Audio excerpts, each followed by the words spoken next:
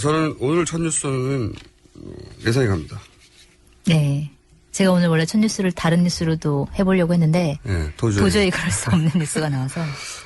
이 JTBC 네. 이 진정한 단독이죠.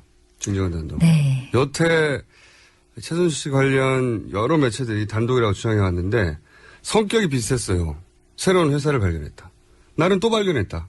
네. 어떤 여기서 호텔을 발견했다니까 난 다른 호텔 발견했어. 나는 돈이 얼마인 줄 발견했다. 여기 또 비슷한 성격이었거든요. 전혀 다른 성격의 그렇습니다. 진정한 단독이 나왔습니다. 네, 모든 언론이 다 받아쓴 네. 뉴스가 나왔는데요.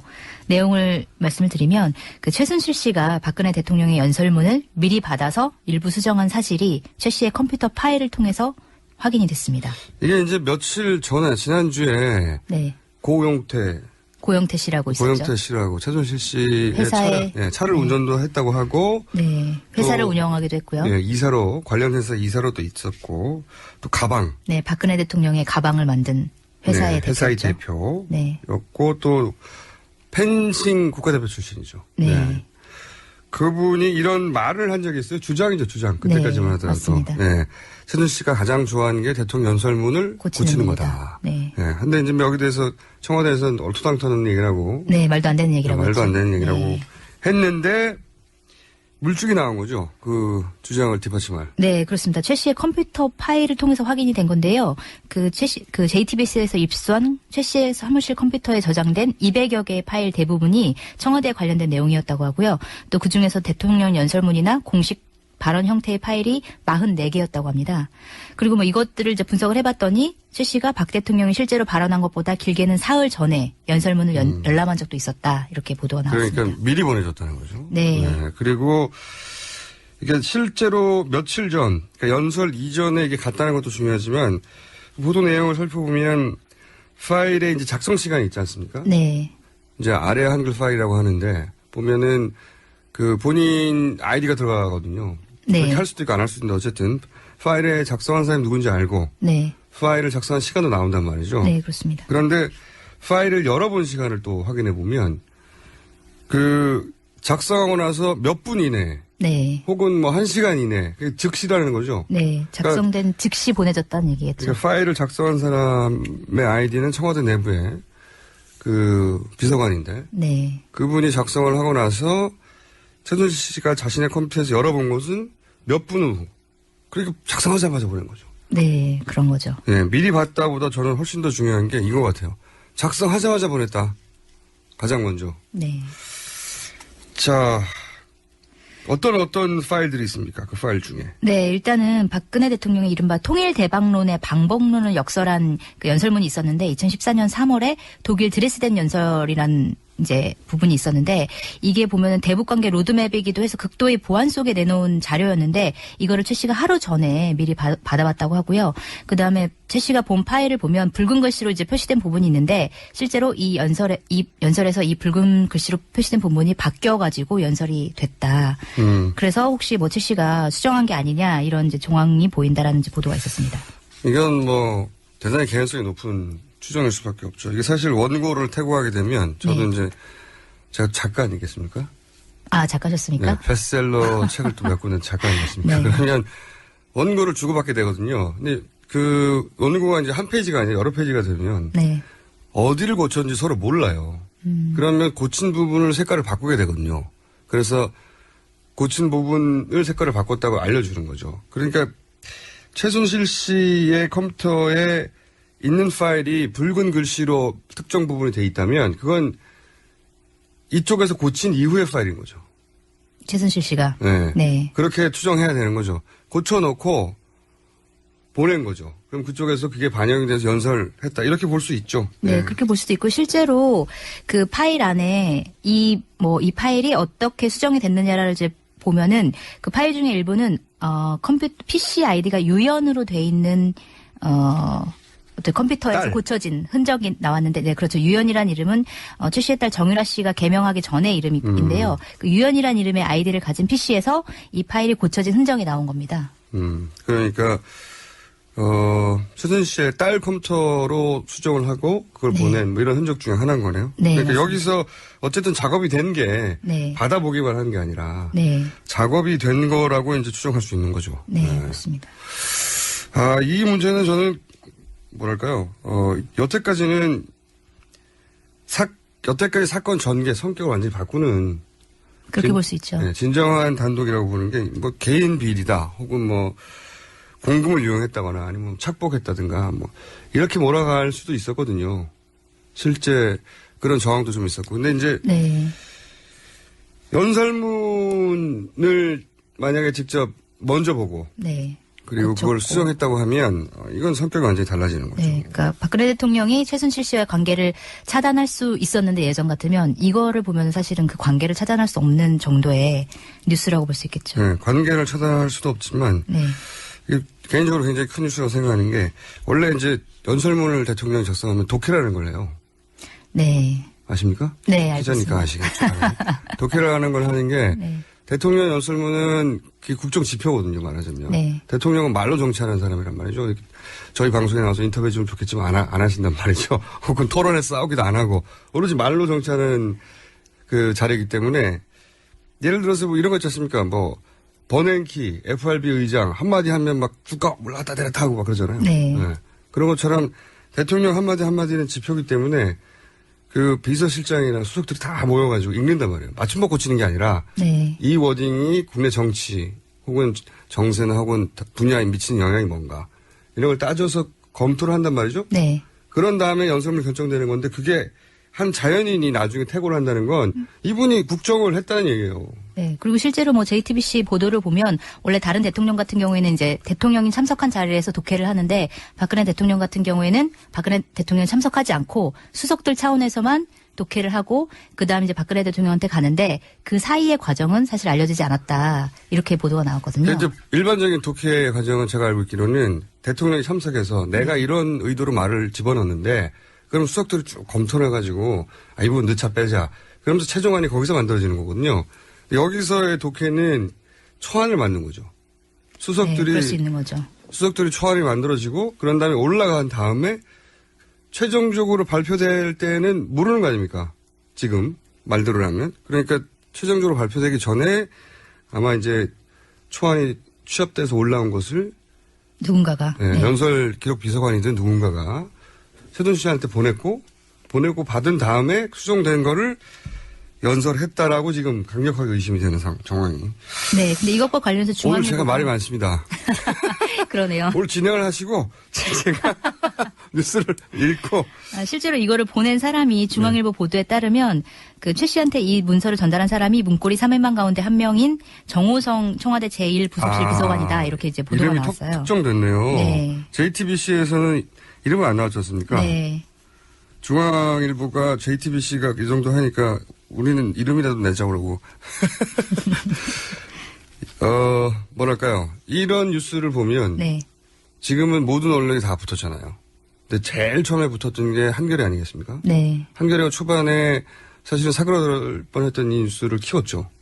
그렇죠. 네. 역할이 큽니다. 거기까지는 했는데 진짜 특종은 여기서 하는 걸 보면 한겨레 탐사보도 팀에서는 어떤 생각이 들어요? 마음이 아프겠죠. 저도 마음이 아픈데. 이게 진짜 특종이 나왔어요. 물꼬를 트는. 자, 이건 해명하기 쉽지 않을 것 같은데. 그죠? 네. 청와대 입장이 안 나왔죠, 아직은. 네, 원래 이제 이것과 관련해서 대통령 연설문에 개입했던 고영태 씨 발언이 나왔을 때 이원정 청와대 비서실장이 정상적인 사람이라면 이 말을 믿을 수 있겠냐. 봉건 시대에서 있을 수 없는 얘기다. 이렇게 이제 해명을 했는데 이제 이렇게 어떻게 뺄 수 없는 이 증거가 나온 다음에 청와대는 아무런 이제 해명을 하지 않았다고 이렇게 전해지고 있습니다. 정상적인 사람이면 믿기 힘든 뉴스가 많죠. 예. 이렇게 되면 새누리당에서는 이제 문재인 전 대표가 북한에 결재받고 국정을 결정하느냐 이런 송민순 회고록 공세를 계속 채워왔는데 야당에서는 똑같은 방식으로 최순실에게 결재받고 국정을 운영했느냐는 비난을 할 수 있죠. 네, 그럴 예. 수 있죠. 그런 정황이 나와버렸어요. 여기에 한겨레가 기여한 바는 없습니다. 자, 이 뉴스는 앞으로 며칠은 갈 것 같아요. 해서 일단 이렇게 하고요. 근데 제가 제일 궁금한 건 네. 아니 이 컴퓨터를 왜 폐기하지 않고 갔을까요? 네, 그러니까 그것도 참 되게 의문인데요. 이 JTBC가 이거를 입수한 게 어떻게 된 거냐면은 최 씨의 사무실이 이제 짐을 다 폐기를 했는데 그 중에서 몇 가지를 뭐 관리사무소에 맡기고 갔다 그래요. 대신 폐기해달라. 그래서 요즘 함부로 짐을 버릴 수가 없으니까. 네, 그래서 그걸 맡겼는데 그걸 JTBC가 가가지고 좀 보자 그래가지고 봤는데 그 중에 이제 PC가 있어서 그거를 살펴봤더니 이런 파일이 있었다. 이게 취재 과정이라고 합니다. 요즘은 가구나 이런 걸 막 버릴 수가 없으니까 네. 딱지를 붙여서 버리니까 대신 처분해 달라고 사무실 집기들을 놓고 갔는데 그 중에 네. 이 파일 컴퓨터가 있었다. 컴퓨터가 있었다. 그래서 인수한 거거든요. 네. 말하자면 네. 사든지 어떤지 모르겠습니다만 참 이해가 안 가네요. 그래도 그렇죠. 그런 중요한 게 들어있는 컴퓨터를 아무렇게나 놓고 갔다는 게 이해가 좀 안 되죠. 그랬다는 얘기는 본인이 일상적으로 이걸 해왔기 때문에 중요성을 잘 느끼지 인지를 못했어요. 못했거나 혹은 네, 이게 그렇겠죠. 다가 아니라 본인의 예를 들어서 노트북도 있을 수 있잖아요. 충분히. 네. 본인이 항상 사무실 안에 있을 때만 그 파일이 날라오고 사무실 안에 있을 때만 이런 일이 벌어질 일은 없으니까 노트북이 있었을 텐데 거기 대부분이 있고 여기 일부가 있는 게 아닌가. 네. 이런 추정도 해봅니다. 네. 네. 그래서 지금 압수수색이 필요한 상황이다 이런 얘기가 많이 나오는데 검찰이 뭐 이 사건과 관련해서 특별수사팀을 만들어서 이름까지 붙여서 뭐 미르 K스포츠재단 의혹 사건 수사팀이라고 해서 인력도 늘리고 하고 있긴 한데 실제로 아직 압수수색 등 강제 수사를 진행하지 않는 거에 대한 비판이 나오고 이게 있습니다. 땡큐네요. 만약에 최순실 특별수사팀이 압수수색을 했으면 이거 없어졌습니다. 이거 압수수색을 안 해가지고 오히려 네, 검찰 손에 들어갔으면 이게 밝혀지지 않았을 거다라는 말씀이신 거죠? 그렇죠. 검찰은 싸그리 걷어갔겠죠. 근데 이제 압수수색을 안 한 이유는 이게 정권에 부담이 되기 때문에 아마 속도를 지연했을 텐데 그게 거꾸로 정권에 크나큰 부담이 되는 네. 역설이 아니, 검찰이 이렇게 잘할 때도 있네요. 일을 안 해서 잘할 때도 있습니다. 예. 인상적인 검찰의 회동이었습니다. 기동이었고 다음 뉴스 전해주십시오. 네. 지금 시간이 별로 없어서 다른 뉴스를 좀 전해드려야 될 것 같은데요. 그 최순실 게이트로 지지율이 급락하고 있는 박근혜 대통령이 어제 개헌 카드를 꺼내들었습니다. 박근혜 대통령은 어제 국회 시정연설에서 고심 끝에 대한민국의 지속 가능한 발전을 위해서는 저희 공약사항이 또한 개헌 논의를 더 이상 미룰 수 없다는 결론에 도달했다. 이렇게 밝혔습니다. 이 내용은 저희가 3부에서 여야 입장을 들어보기 때문에 네. 참 연설문 말고는 없습니까? 그 안에 남은 파일 중에 인사 관련 파일도 있다고 제가 보도를 잠깐 본 것 같아요. 네, 국무회의 말씀이라는 이제 문건도 있는데요. 이게 2013년 8월에 8월 5일에 청와대 비서진 교체가 전격적으로 벌어졌는데 그거 이전 하루 전에 이 국무회의 말씀이라는 제목의 문건이 최순실 씨한테 전해진 거예요. 여기 보면은 이제 청와대 비서진 교체 관련 내용이 이제 들어 있는데 이 비서진 교체 전에 최순실 씨가 이미 관련된 내용을 알고 있었다. 이런 내용도 이제 나왔습니다. 핵심 인사, 청와대 핵심 인사를 교체하는 것도 미리 알고 있었다. 네. 인사 부분에 대해 그 인사 결정 내용을 미리 보냈다는 건 이렇게 인사를 하겠다고 알려주거나 네. 혹은 거기에 대한 이야기를 듣기 위한 목적이 아닌 보낼 이유가 없지 않습니까? 네, 그렇죠. 다른 뉴스 전해주십시오, 이번에는. 정말로. 정말 다른 뉴스 전해드릴게요. 정말 다른 뉴스. 북한 매체인 조선중앙통신, 노동신문 등이 송민수 회고록 논란과 관련해서 입장을 밝혔는데요.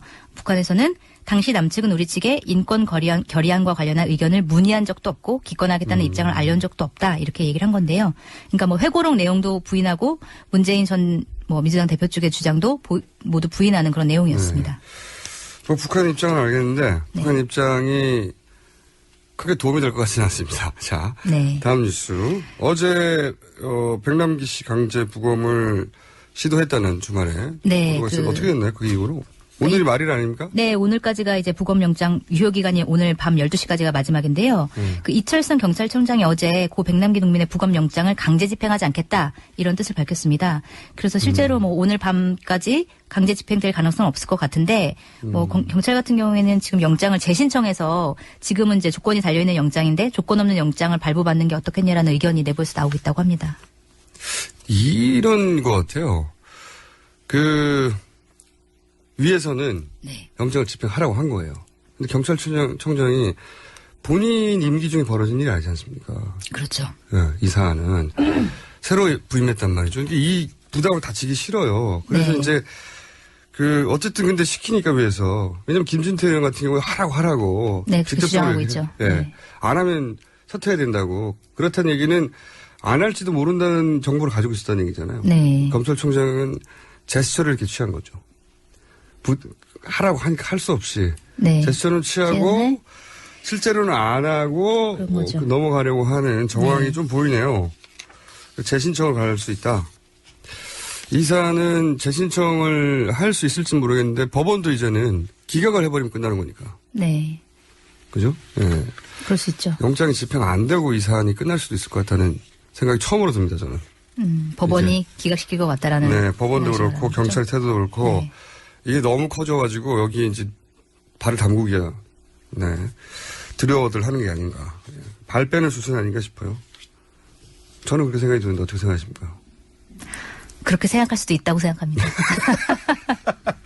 네, 지금까지 송채경화 기자였습니다. 감사합니다. 네, 감사합니다. 자, 한겨레 탐사 보도를 이끌고 있는 미스터 하. 안녕하세요. 안녕하세요. 한겨레 하호영 기자입니다. 네. 그동안은 뭐랄까요. 최순실 보도 전국을 주도해 왔다가 네. 예. 최초로는 사실 TV조선이 보도를 했고. 그랬죠. 예, TV조선이 세상에 끌어놨습니다. 네. 최순실이라는 이름은 없었고요. 예. 근데 그땐 미르, 예, 재단 예, 비리로 얘기가 처음에 보도됐죠. 근데 그때 끌어놨을 때 조선일보와 청와대 사이에 이제 싸움이 있었어요. 갈등이. 그렇죠. 예. 그러면서 조선일보가 입을 닫게 되죠. 네. 닫게 되는 것을 한겨레가 주웠습니다.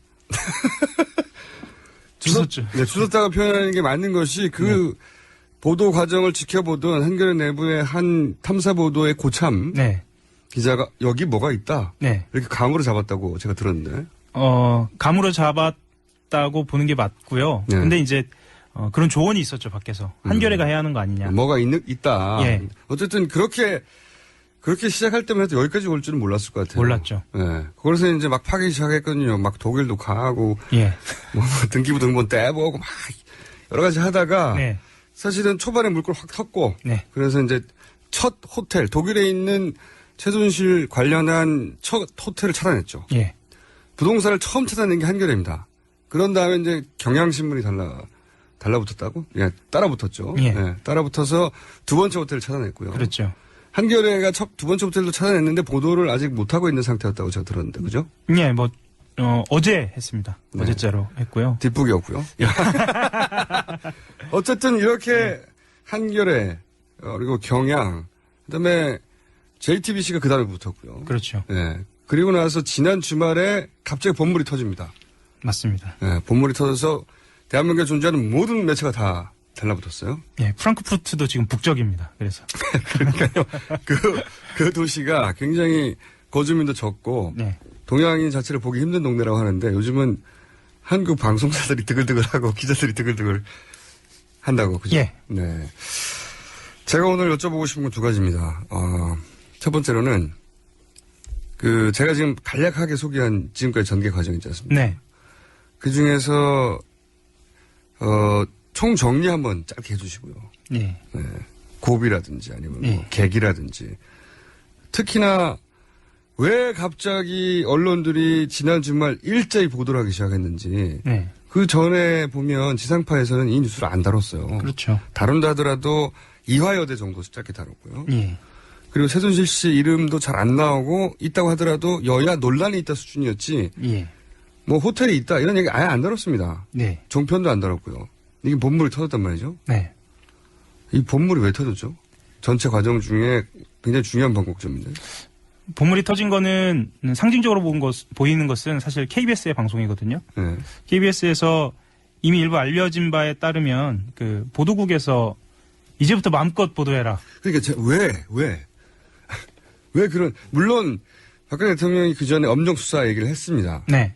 엄정 수사 얘기를 하자마자 이럴 수는 없는 거고. 그렇죠. 뭔가 메시지를 갔을 거 아니겠습니까? 예. 근데 저는 정권 차원에서 이걸 모든 언론이 보도하도록 오케이 사인을 내도 좋다고 판단했을까? 이게 궁금한 거죠. 두 갈래로 판단을 했어요. 네.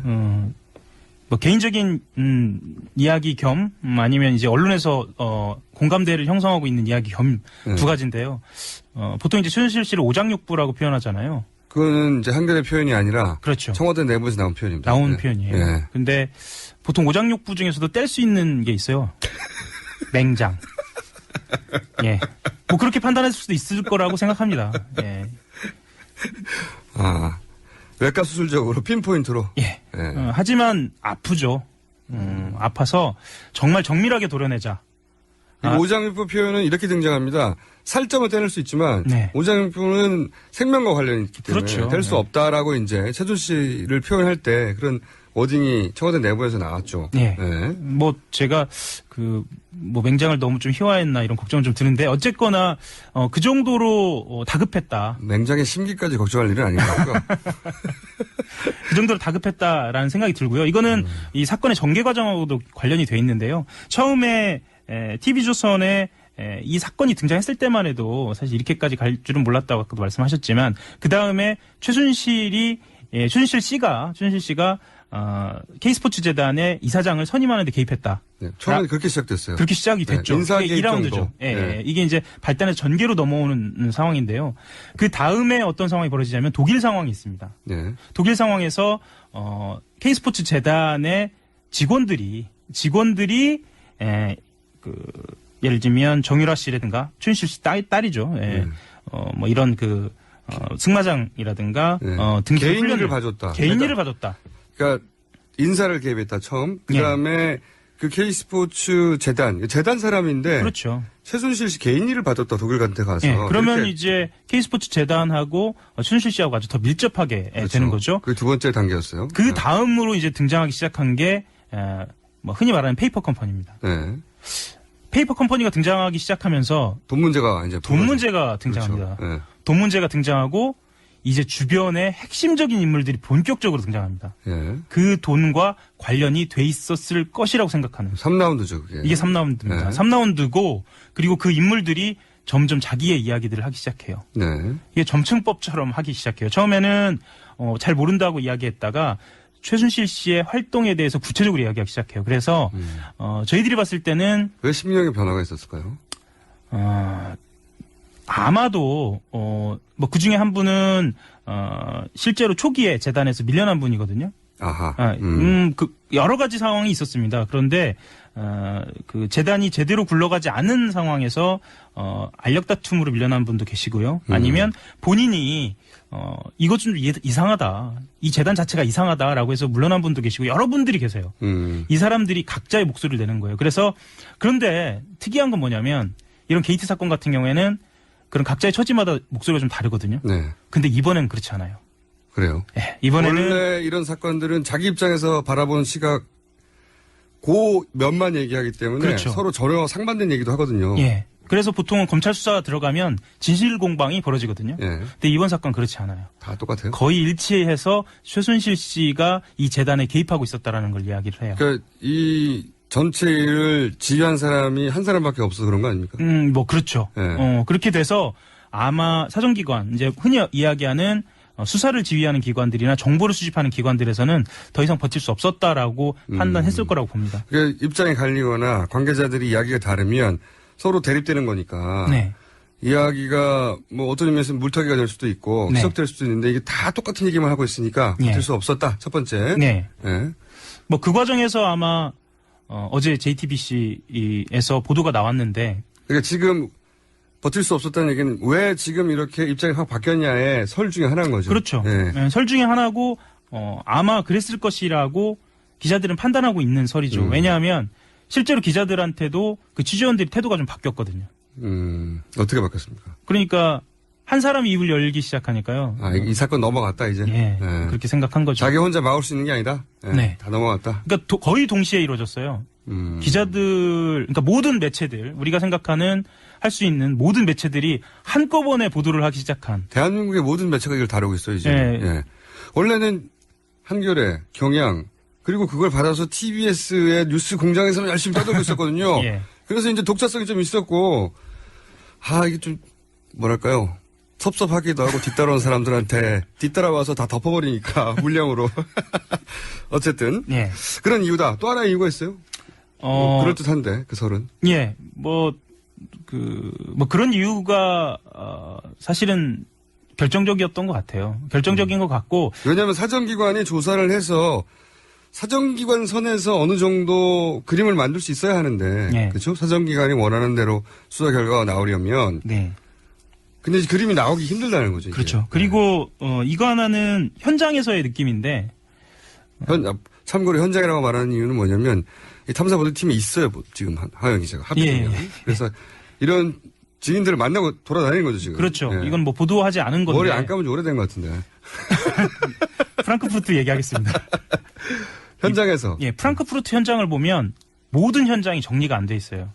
그러니까 다급했다. 예, 그러니까 질서 있는 퇴각이라 할까요? 뭐 질서 있는 도피를 하지 못했어요. 갑작스럽게 결정되고 예. 그런 거군요 지금. 그러면 어떤 걸 추론할 수 있냐면 지금 이 상황을 예상치 못했다는 거죠. 어느 정도 선에서 끊을 수 있을 줄 알았는데 이게 너무 치고 들어와서 네. 다급하게 결정되어 갔다. 그러니까 프랑크푸르트에 한겨레 기자 한 명이 돌아다니는 게 한 며칠 있었거든요. 예, 처음에 혼자 갔잖아요. 예. 그래서 그 그때는 넓은 데를. 예. 그때는 승마장이나 아니면 호텔에서 별로 경계하지 않았어요. 근데 요즘은 승마장 앞에 프레스 언론사 출입 금지가 붙었다고 합니다. 그리고 그때는 이게 신문 기자이기 때문에 네. 메모지 한 장만 있으면 되잖아요. 그렇죠. 아니면 스마트폰이나. 네. 지금은 방송국에서 왔기 때문에 중계차 카메라 큰 거거든요. 그렇죠. 그리고 하필 한겨레 기자가 독일어를 잘하는 기자여가지고 통역도 필요가 없었어요. 그러니까 정말 혼자 갔었던 거예요. 네, 그래서 아마 그런 현장을 좀 생생하게 본 것 같아요. 그때는 탐사 보도였고 지금은 탐사 보도가 아니에요. 그렇죠. 지금 현재는 뭐 같이 달려가는 거죠. 네. 뭐 그런 상황에서 저희들이 짐작한 데는 아마 로드맵에서 이거는 준비되어 있지 않았을 것이다. 그래서 다급하게 어떤 상황들을 좀 판단하고 있었을 것이다. 그래서 아마 이렇게 좀 고삐 풀리듯이 풀리는 게 아닌가 이런 생각이 좀 듭니다. 그럼 이제 더 이상 막을 수 없다라고 판단하는 거죠. 예. 그럼 이 사건이 어떻게 끝날 거라고 기자들은 예상하십니까? 이제 클라이막스에 드디어 들어가기 시작했죠. 제가 지난주에 말씀드렸던 것처럼 마지막 스테이지. 예, 최순실 개인의 문제, 사인의 문제였다면 이제 공적 영역으로 들어가기 시작했죠. 그러니까 이제 그 취재 영역만 남았다고 예. 그러면서 이제 이게 말하기 쉽지 않다 아직은 네. 조심스럽다 이렇게 얘기했는데 조심하는 사이에 JTBC가 다 특종하고. 예. 근데 한겨레가 이제 JTBC는 연설문 네. 뭐 고영태 씨의 증언 때문에 그랬던 것 같은데 발언 때문에 예. 연설문에 개입했다는 증거를 계속 쭉 찾아가지고 실제 이제 PC도 확보했고 거기서 문서 분석도 해서 연설문이나 혹은 인사의 사전에 개입한 정황 증거의 일부를 이제 꺼내놨어요. 예. 그래서 모든 언론이 다 받았는데 한겨레가 파고 있던 또 갈래가 있습니까 혹시? 그러니까 쉽게 얘기하면 JTBC 보도는 최순실 씨가 청와대에 직접 어떤 관계에 놓여 있는지 네. 공적 영역에 아주 집중한 상태였고요. 공적 영역에 예, 그렇죠. 예, 예. 연설문을 고친다는 거는 이게 그 자연인이 절대 할 수 없는 일이거든요. 예. 볼 수도 없고. 그렇죠. 미리. 예. 이건 사실 국기문란이라고 어떤 측면에서는 볼 수도 있는 거고요. 국기문란 맞죠? 예. 한겨레 같은 경우에는 좀 더 이 사건의 범죄적인 측면, 형법적인 측면 이렇게 접근을 했어요. 그러니까 예를 들면 최순실 씨가 재단에 어떤 방식으로 불법적으로 개입을 했었을 것인지에 대한 측면에 좀 집중을 한 거죠. 자연인으로서는 할 수 없는 일을 어떻게 했는가. 예. 그러므로 이것은 자연인의 개인 착복인의 비리가 아니다. 그렇죠. 이렇게 연결하려고 취재를 집중했다. 그렇죠. 그래서 이제 재단을 어떻게 하면 좀 직접적으로, 공식적으로 그리고 외부의 힘을 빌어서 했는지 거기에 좀 집중을 하고 있었고요. 뭐 좀 나왔어요? 일부 보도가 좀 나왔습니다. 일부 보도가 나왔는데 개헌으로 묻혔죠. 개헌으로 하루 묻혔다가 예. 이 보도 JTBC 보도로 다시 개헌이 묻힐 지경이에요 지금. 예, 지금 그렇습니다. 예. 엎치락 뒤치락 하고 있는데. 예. 한겨레가 이 다시 엎치락 뒤치락하고 뒤집을 만한 뭔가 내용은 없어요? 저희들도 다음 주 전에 뭔가 좀 준비를 좀 하고 있습니다. 큰 건이 하나 준비되어 있습니까? 예. 그게 지금 말한 대로 큰 건인지는 모르겠습니다. 그런데 이제 지금까지 진행되어 온 것이 있기 때문에 모든 언론사가 마찬가지일 겁니다. 한 달 정도 TF팀이 꾸려져 있으면 마지막 한 방 정도는 준비를 하고 있거든요. 마지막 한 방이 나올 예, 수 있다. 그렇죠. 모든 언론사가 아마 그게 상황 비슷할 그 겁니다. 방향성이 지금 얘기한 대로 이것이 개인이 할 수 없는 일이다라를 입증하는 어떤 보도인가요? 모든 언론사들이 다 거기에 집중하고 있을 거예요. 왜냐하면 지금 최순실 개인이 할 수 있는 일에 대한 보도는 말하자면 기시감 있잖아요. 어디서 많이 본 것 같은 그런 느낌이 있기 때문에 언론사에서 보도하지 않습니다. 이제는 호텔이 하나 더 나온다든가 그거는 뭐 예. 독일에서 집이 서로 5채가 더 나와도 예. 더 이상 뉴스가 안 돼요. 뭐 그래서 오히려 더 내밀한 개인사를 보도하는 매체들도 있고요. 네. 예. 뭐 다른 매체들 같은 경우는 이제 정말 공적인 영역으로 넘어가기도 하고요. 근데 어쨌든 지금 준비하고 있는 것은 개인으로서는 할 수 없는 일을 이렇게 했다. 예. 사실 이 연설문 보도도 그거죠. 그렇죠. 개인으로는 이건 할 수 없는 일인데 예.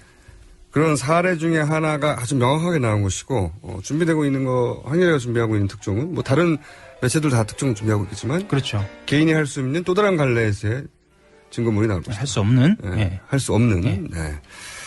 그러면 그거 나온 다음에 다시 이게 뭐 특종이냐고 내가 혼내는 걸로 다음 주에 시작하기로 하고 하영 기자 여기까지 하겠습니다. 오늘 말씀 감사합니다. 감사합니다.